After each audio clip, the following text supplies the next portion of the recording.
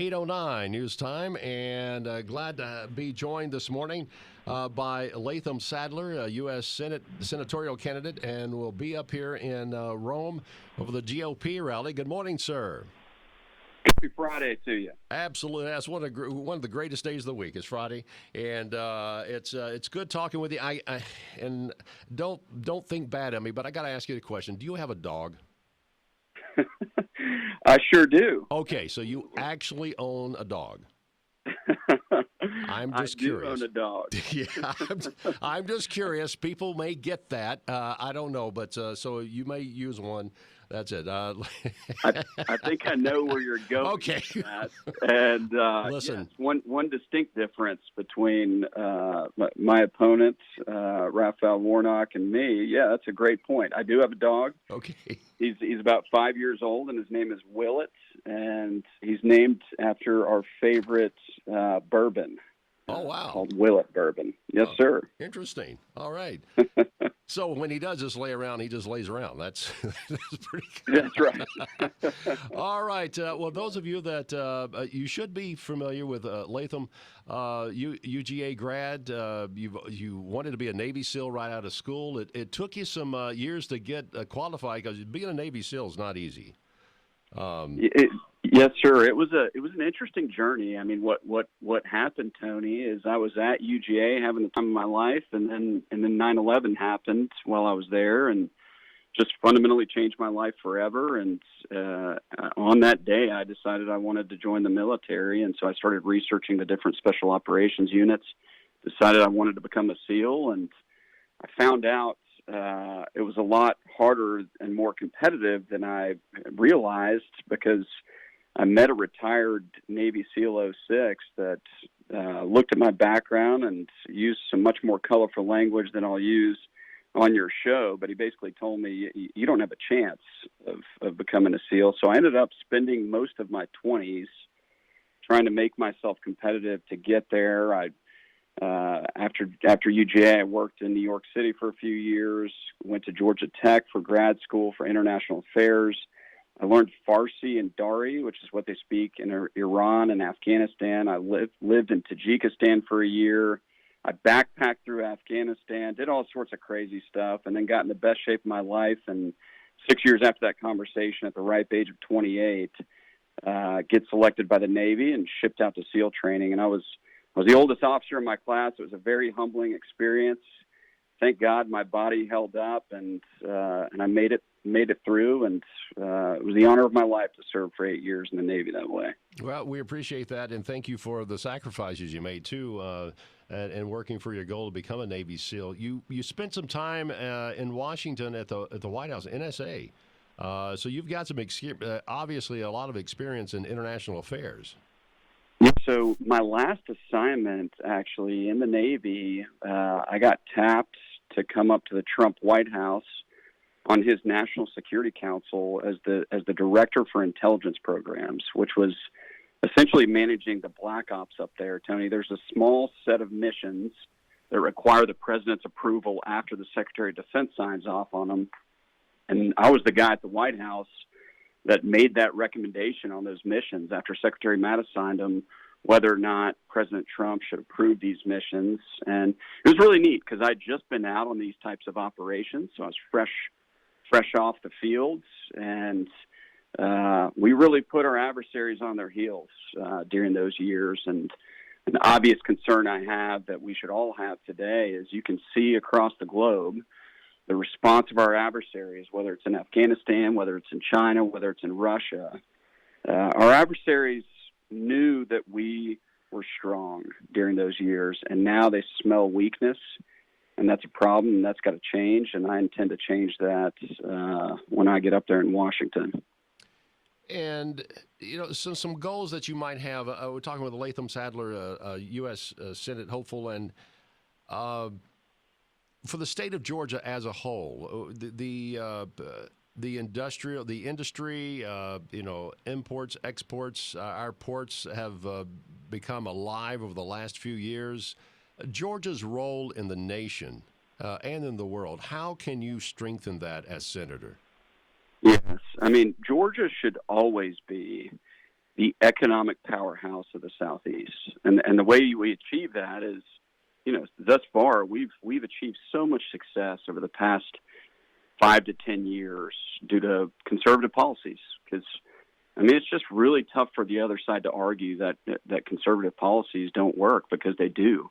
Low taxes and low regulation create a wonderful environment for companies to thrive, for folks to start businesses, build businesses, run businesses, raise a family. And that's why we've been number one for 7 straight years in a row as the state to do business in. And I think the way that we continue to grow that is through strong conservative policies of low taxes and low regulation. We need to be investing in technology here in the States. We need to be investing in our youth so that they're learning new skills, especially on the tech front. I think we ought to be obviously supportive of the 4-year college pathway, but we've got a number of amazing technical schools that put people on a pathway to really make a difference in this country, and you see a lot of that around Augusta, right outside of Cyber Command down there. And so, and then on the agriculture front, we've got to have fair trade deals with our trading partners overseas, and we need a United States senator that understands that stuff. And fortunately for me, because I spent that time up in Washington, first 2.5 years of the Trump administration, I worked on the national security front for that first 18 months, and then I was selected as a White House fellow to stay on board in the Trump administration to work on domestic policy issues. So I worked on workforce development, criminal justice reform, and so I've advanced the America First policy agenda on both the international policy front and the domestic policy front. And gosh, my wife is concerned if I win this thing, because I'm never going to sleep again. It takes me a while to go to sleep, Tony, and then Right. If I get in that seat, I'm going to wake up at 4 a.m. every day just rearing to go, because there's so much work that needs to get done for our state. Well, you're a young guy, right? You can get by with about 6 or 7 hours sleep, or 5 hours sleep. Usually less than that, because we also have a 1-year-old and a 4-year-old. Well, there you go. Yeah. We're doing the young parent thing too, but hey, it's you're right. I'm blessed with an engine to do it right now. You've been around the state. You've been in some areas of our state, Southwest Georgia, one particular, and you're looking at doing another bus tour in the North Georgia area. And what are some things you're hearing concerns by folks in those areas? Yes, we loaded up the 2 boys, my wife and I. We loaded up in an RV about 2 weeks ago and tore through Southwest Georgia, and it was incredible. The response that our campaign received was amazing. We had crowds everywhere we went. And so I look forward to doing the same thing in North Georgia here pretty soon. But the response that I most commonly received on the trail from feedback from folks, what's on their heart, what's on their mind, is number one, if it's a small business owner, I've yet to have a small business owner not share with me, Tony, Latham, I still can't find workers. I cannot compete with a free government paycheck for workers, and nobody's showing up, and my business is crumbling. And that's obviously very concerning, because again, it shows failed policies out of Washington. But as conservatives, we've got to start fighting back on every front, to include the messaging front. And on this front, Tony, the thing I always share on the trail is as conservatives, we seek dignity, not dependency. And what I mean by that is we seek a small, limited government that creates economic opportunity for the American worker and therefore provides dignity for them. And we're obviously seeing the opposite of that out of Washington today with this large government and the moral hazard dependency that's been created by the administration up there in Washington. And this is very personal to me. I've got a fraternal twin brother with Down syndrome. He works at Publix grocery store, and we had to make some tough decisions when COVID first hit over a year ago, and pulled him out of work because we didn't know what this virus would do to any of us, let alone someone with Down syndrome. And then after a few months, in consultation with his doctor, we made the decision to have him go back to work, because he was missing something, and it was obvious. And We didn't check a box for him saying he was afraid of COVID so that he could get unemployment. He shows up to work every day because of the dignity that we see that he receives every day in that job, Tony. And now to see it scale, the loss of dignity because of this dependency that's been created on the government, that's a major one I see on the trail. I mean, every business owner tells me that. So I'd say that's the number one issue on folks' minds. And then the other thing is people just say, we don't feel like we have a United States Senator from our state with these two that are up there in Washington. And obviously next November is the first opportunity to change that. And I cannot wait to get on the debate stage with Raphael Warnock next year. All right. Well, you've got some good Republican opposition. And quickly, what is it going to take for you to secure that? And also, what is it going to take for you to win that seat? Yes. So obviously for the primary, we've got a couple other folks in the race right now.